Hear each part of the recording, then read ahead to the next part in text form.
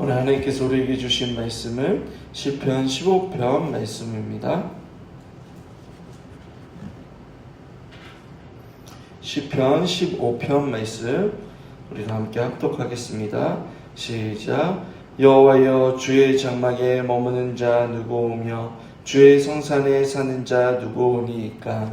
정직하게 행하며 공의를 실천하며 그의 마음에 진실을 말하며 그의 혀로 남을 허물하지 아니하고 그의 이웃에게 악을 행하지 아니하며 그의 이웃을 비방하지 아니하며 그의 눈은 망령된 자를 멸시하며 여호와를 두려워하는 자를 존대하며 그의 마음에 선한 것은 해로울지라도 변하지 아니하며 이자를 받으려고 돈을 부어주지 아니하며 뇌물을 받고 무죄한 자를 해하지 아니하는 자이니 이러한 일을 행하는 자는 영원히 흔들리지 아니하리이다.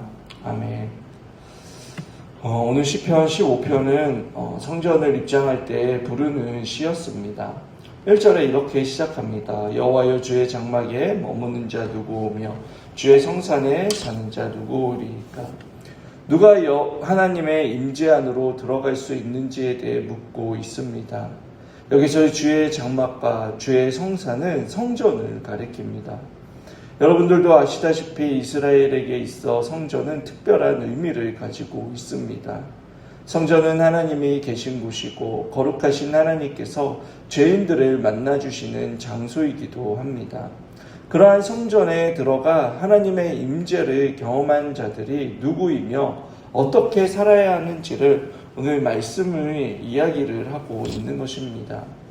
우리가 오직 은혜로 말미암아 하나님의 자녀가 되고 주님의 몸된 교회의 지체가 되었다면 하나님께서 거룩하신 것처럼 우리 역시 거룩해지고 싶은 욕망이 생깁니다.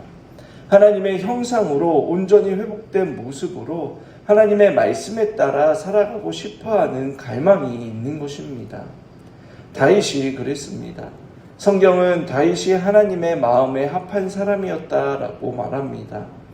하나님을 사랑해서 하나님께서 원하시는 것을 다윗도 원하고 하나님께서 기뻐하시는 것을 다윗도 기뻐했던 사람입니다. 그 마음과 뜻이 하나님께로 변함없이 향했던 사람이었습니다.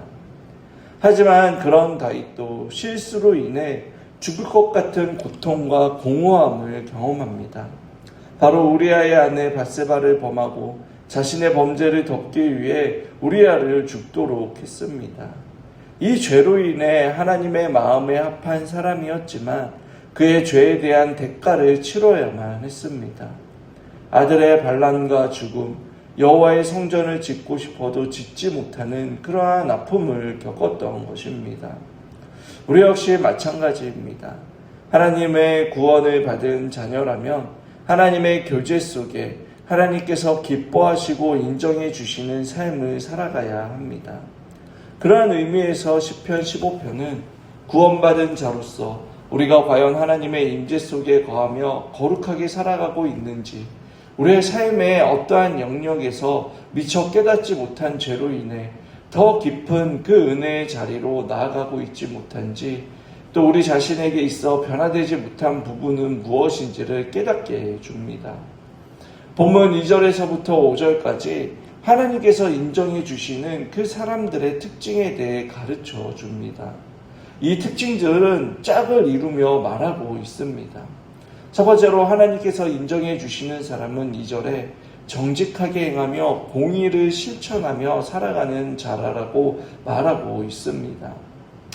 여기에 정직함은 탐인이라는 단어로 모두를 아우름을 의미합니다.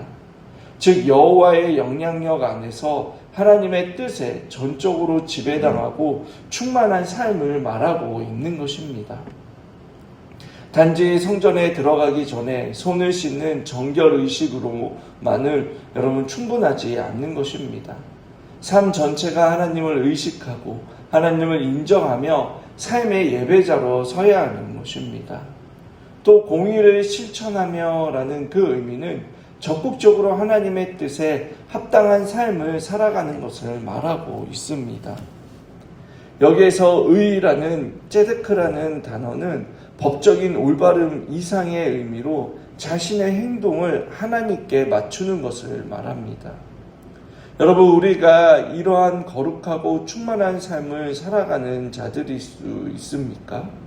만약 이러한 정직과 공의로운 행위로 여러분 우리가 구원받은 존재라면 우리는 하나님께 의롭다라고 여김을 받을 수 없는 존재입니다.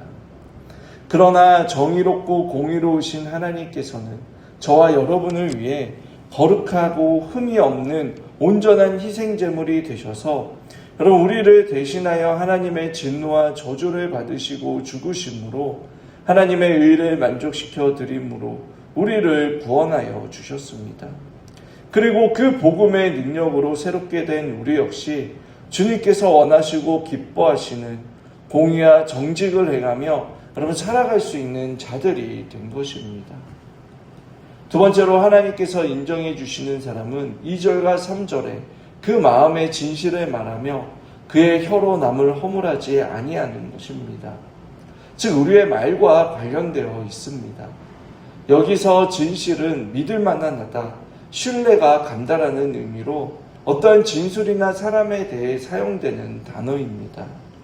하나님이 참되시다 하고 예수님은 진리라고 하고 성령님을 진리의 영이다 라고 할 때에 이 모든 말이 하나님은 믿을 수 있는 분이다 라는 그러한 의미인 것입니다. 야고보서 3장 6절에 혀를 조심하라 하였습니다. 또 사도 바울 역시 그리스도인들은 사랑 안에서 참된 것을 말하라라고 했습니다. 왜 그렇습니까? 바로 삼위 하나님께서 그러시기 때문입니다. 하나님의 자녀들이 하나님 아버지처럼 진리를 곧 참된 것을 말해야 합니다. 우리가 예수님을 알기 전 빈말이나 내용 없는 칭찬들, 사람들이 듣기 좋아하는 말이나 다른 사람들에게 좋게 보이려고 때로는 거짓말을 하고 다른 사람에게 아첨도 하며 그렇게 살았습니다.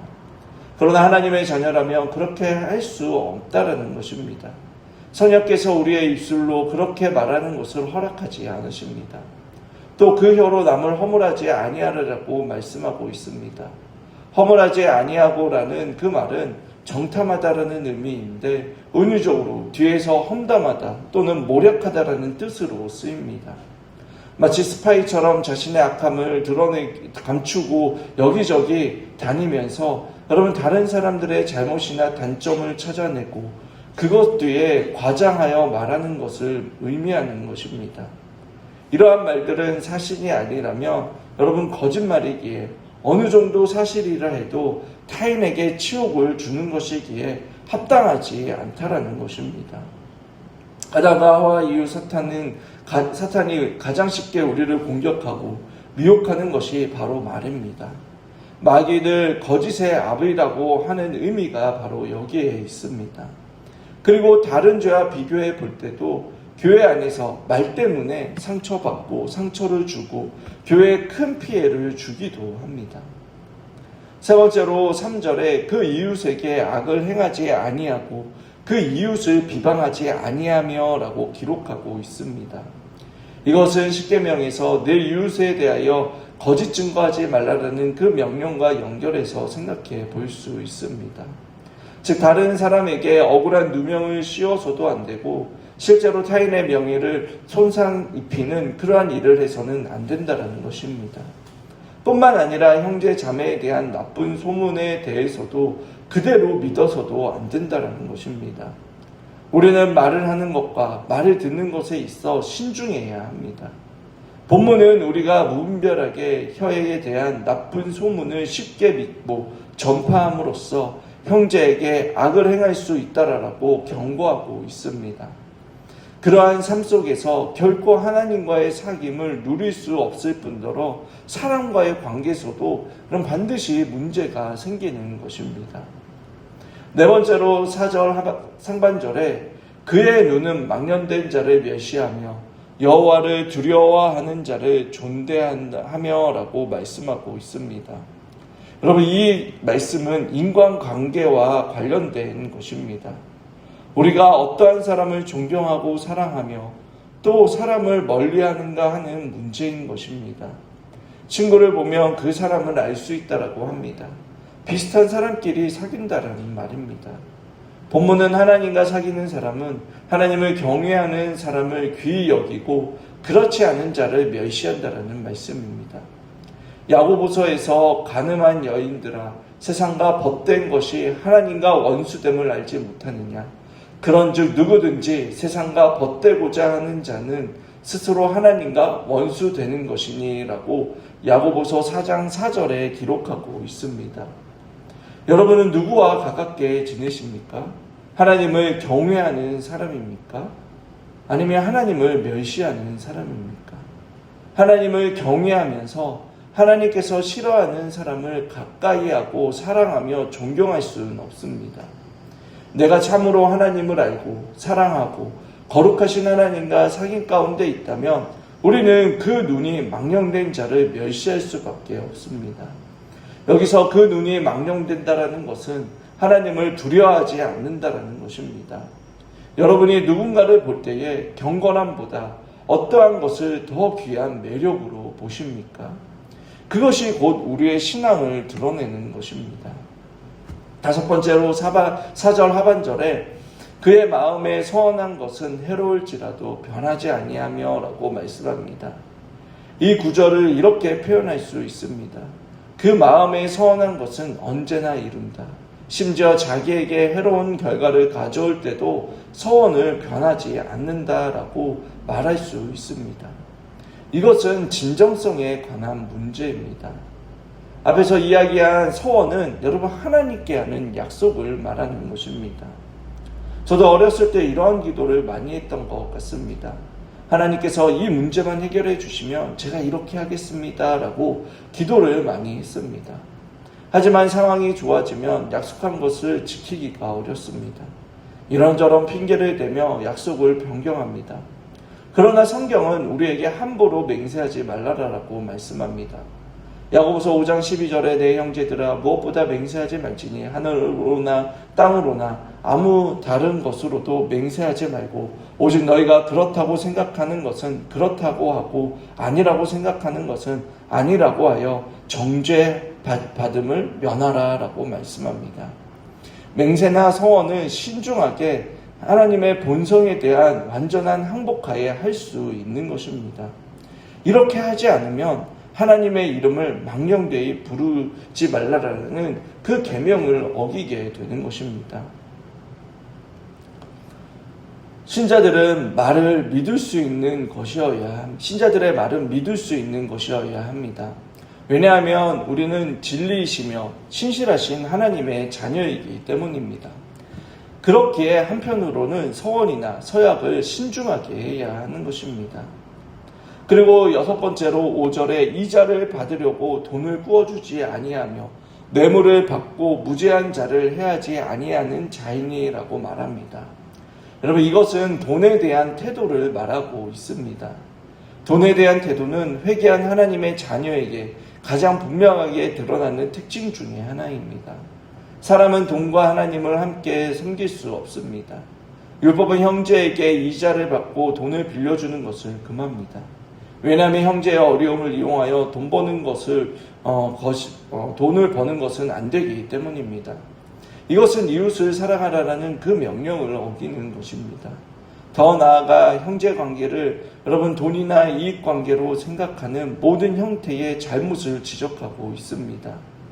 자신의 비즈니스를 위해 교회를 다니거나 교회에서 계모임을 하거나 다단계 영업을 하는 것을 경계해야 하는 것입니다.